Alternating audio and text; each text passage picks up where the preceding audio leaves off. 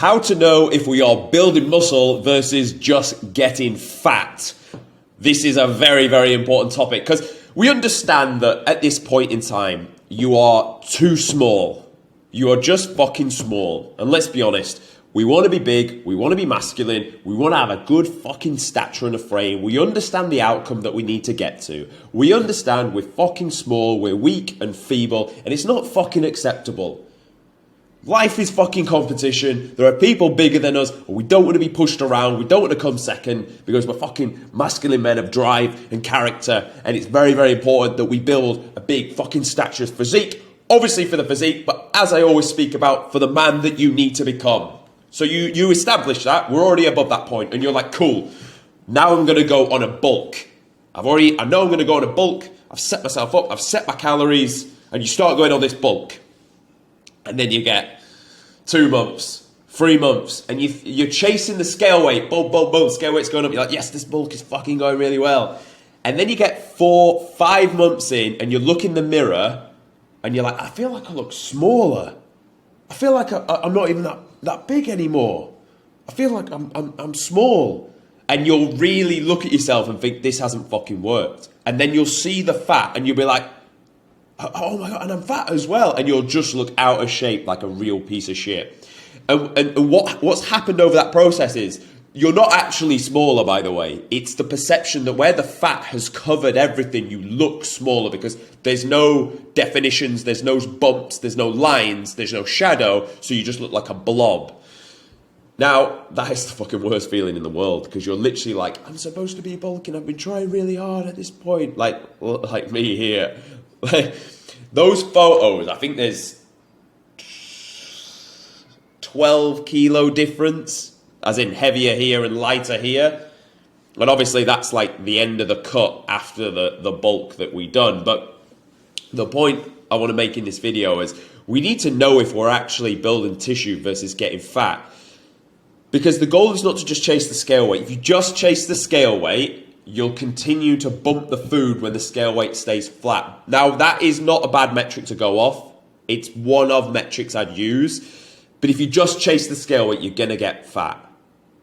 Okay? If you get trigger happy with food, you're going to get fat. Now, the big underlying issue why this happens to people is they believe calorie surplus is needed to build muscle. It is, but people think the calorie surplus builds muscle. It doesn't.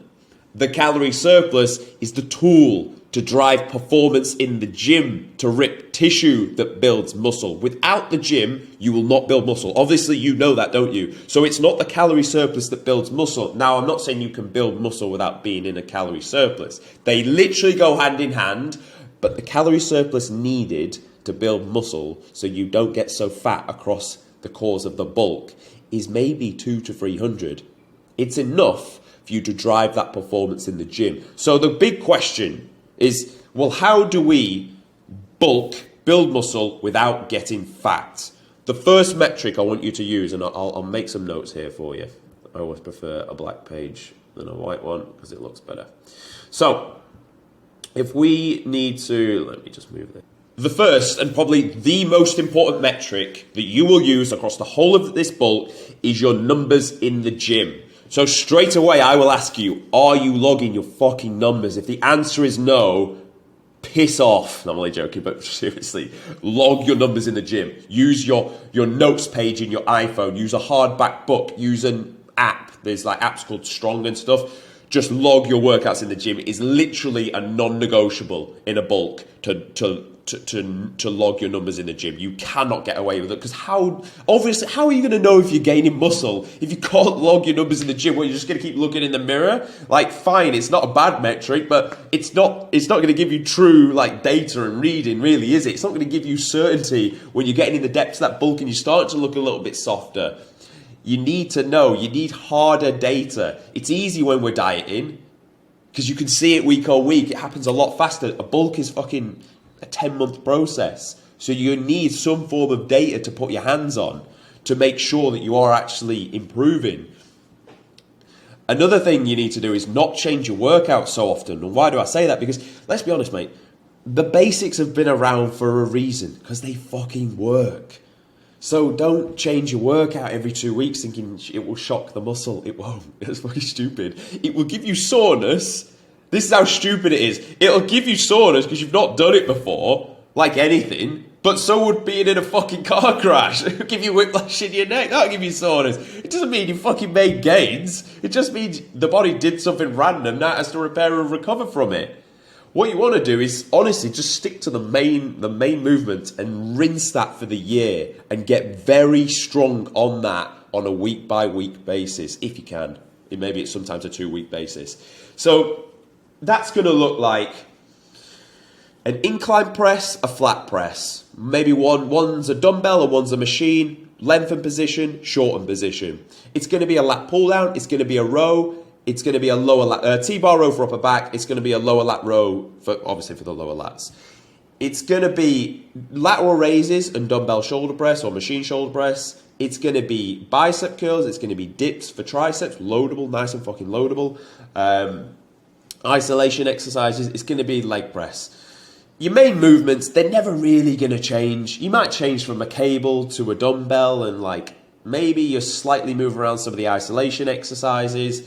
The fundamentals generally are going to stay the same, and they need to stay the same. Why? Because then you can build consistency on that. You can understand in month 1 I was here, in month 7 I'm here, this is the gain I've made, and that's the tangible difference. If you've got that much stronger, if you've gone from pressing 26 kilos on your incline dumbbell press, and now you can do 38, that's 12 fucking kilos across 7 months, that's how you know the tangible tissue was built.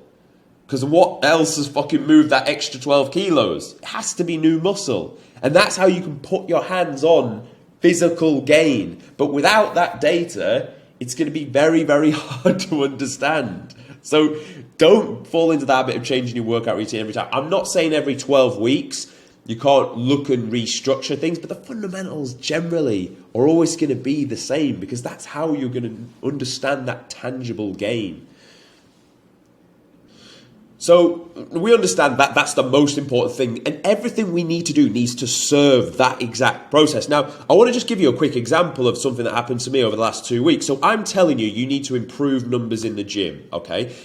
Now, that will become challenging. There will be points where it's actually hard to do so. So what I will tell you is, and this is an example I use for me, on an incline plate loaded press, you're going to get the video. So on this exact machine here, skip that back. I've been stuck on 230 pounds in Mexico. I know you UK guys are kilos. And I've been stuck on 9 reps for 2 weeks, I think even 3 weeks. And we know I need to get stronger in the gym to build tissue. So look what I've done here. Look what I've done. Let me pause the video as it goes towards the top. That's 230 with two 245s and a 25. This here is 5 pounds. And obviously the same on the other side. So 10 pounds. So this is a little trick you can do. If you're stuck on on all your compound lifts, so multi-joint movement exercises, and you're struggling to get that 10th rep from the 9 to make the gain, and you know progressive overload is important, and getting stronger is how you're going to build tissue, here's a trick you can do. Very, very useful. If I've added 10 pounds, it's quite likely, no guarantees, but I will be able to do the same amount of reps. Because, okay, I can't get the extra rep, but can I do half of a rep's worth of work within those 9 reps? Yes. In fact, it's not even half a rep. If it's 230 and I lift and you've added an extra 90 pounds across 9 reps, then it's highly likely I'll be able to achieve that. Now, because of that, that's how you're going to get that extra gain without having to do the extra rep, because otherwise you have to move another 230 pounds of load, not an extra 90. So we can see the difference here. Now, the chickens came home to roost yesterday, boys, because I got 9 and I also got fucking 10. So everything came to me at once. All that graft I'd put in all came into work. Here we go. We fucking grinded the 10th rep out. Just another one, and I'm going to throw this in quickly, boys. When you're training, let's just make sure we're on the same page of the way we lift. Look at the speed I'm performing the reps. So 3 seconds on the way down, hold here for a second, and then drive back up.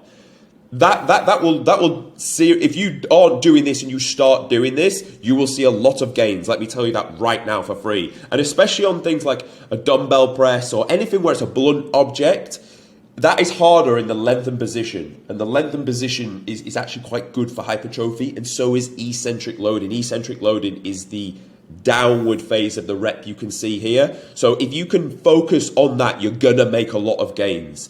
And on things like a dumbbell, a barbell, this exercise included, it challenges the muscle in the lengthened position. So as it gets longer, because it's the muscles that hold the joints in position, as you well know. Now on things like a cable press or a different machine, like this one, for example, this is going to challenge the muscle as it gets shorter. Now, it's just the way this one's set up because of the gravity from where the plates were.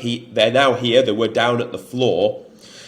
This challenges the muscle all the way through, but as well in the shortened position, which you're not going to get on a dumbbell because a dumbbell, the joints are stacked at the top, so there's no actual resistance. Just like if you hang from a rock climbing wall like this, you could hold longer than if you could like this. So you're going to want to do both. And I'd also put in, for chest, some form of a fly as well, a little intro on fucking growth of the chest. You're going to want to train hard, boys. To create new tissue, you need to train fucking hard. So I want you to see this last rep. Fucking, we grind, still grinding, still grinding, still grinding, still grinding, still grinding. I'd love to recount the time it took me to get that weight back up. So, 1, 2, 3, 4, 5, 6, 7. Maybe I counted a bit fast, but it was at least 5, okay? So we know we need to train hard. We need to push that rep like that. We need to apply the tempo as I've spoke about, and then we need to continue to stack the gains week on week, and we know a little trick we can do that. Everything needs to aid numbers in the gym. Now, numbers in the gym, you can see they could look like two different things.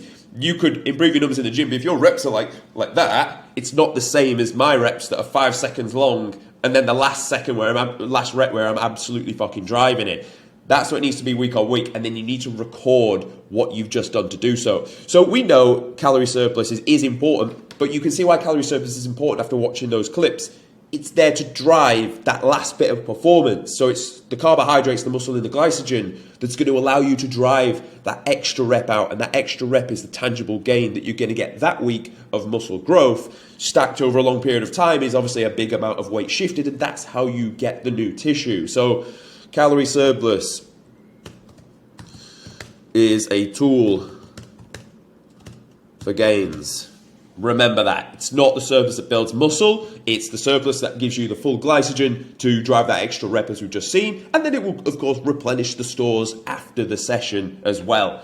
So that's not how you spell surplus, but it is important to make sure that we've got that. Another means you can use to see if you're getting too fat is obviously photos. Make sure you're taking photos on, I'd say, a week-by-week basis and keep assessing. Look at how the scale weight's trending. Now, when is it time for more food? That's probably what you're asking me. It may be if you've been stuck on the same weight for 3 weeks and you've tried the tool of like shifting a little bit more, and your recovery's not that good, then it is time for a little bit more food because you need that food to drive the performance in the gym. That's what's going to help you get the extra rep. In that case, just increase the carbs. Might be 50 gram of carbs, 200 calories. That's what you're looking for. Just go marginal. Don't fucking keep overshooting it. Maybe even 150, like to be conservative. I would say be more conservative with your food because you can always add a little bit more the next week. It's not the end of the world. But if you keep overshooting it, you're just going to get fatter and fatter. And you're not using the food as fuel. It's just sitting on you, isn't it? So you don't want that to happen. You really don't want that to happen. Now, if the scale has been sat at the same weight for 3 weeks, then I think you could also understand that it's probably time for a bit more food, but they will go hand in hand. It won't be that you're getting stronger, and the scale's not really moving. That's not going to happen. They're going to go hand in hand. And that's how you're going to know a telltale sign if it is time for gains. And that's why I tell you to track your logbook numbers and obviously your scale weight. So you can just assess the data objectively and not emotionally and be like, okay, it makes sense. 3 weeks on the bounce, scale's not moved, numbers aren't moving, recovery's not that good. I am quite hungry. It's time to increase the food. Appetite is another one you can use. So I would say manage those 3 metrics and then you won't get so fucking fat. Also, keep your cardio in. Let's say you did your cut first, your recomp, you got to 10%, so you got your window nice and big to then go into a building phase. Keep your cardio in, 3 times 20 minutes a week, or you're doing your boxing, your martial arts stuff as well. Keep that in, like all the way through. Stay healthy, keep the heart healthy, because that's what it's all for. Like, on this channel, I don't want you to be bodybuilders. I've got no interest in being a bodybuilder, so I'll never talk to you about bodybuilding. But I have an interest in building a strong aesthetic physique, and with that will still come heart health. It'll come the ability to fucking scrap in a ring for 3-minute rounds. So keep the cardio in. I'm never saying cutting the cardio on this channel. Absolutely not. But I'll wrap the video up there. I hope you found it useful. I hope it's just rewired your mind in the way of thinking to apply yourself. If you want more help with this, obviously, this is my bread and butter and what I do. So there'll be links in the description. Book a call if you want to come work with me. Cool. If you don't, no stress. If you found the video useful, obviously hit the subscribe on YouTube, and you can find me on Instagram for more like little valuable tips I just throw out on the story each and every day. And I will see you, of course, tomorrow.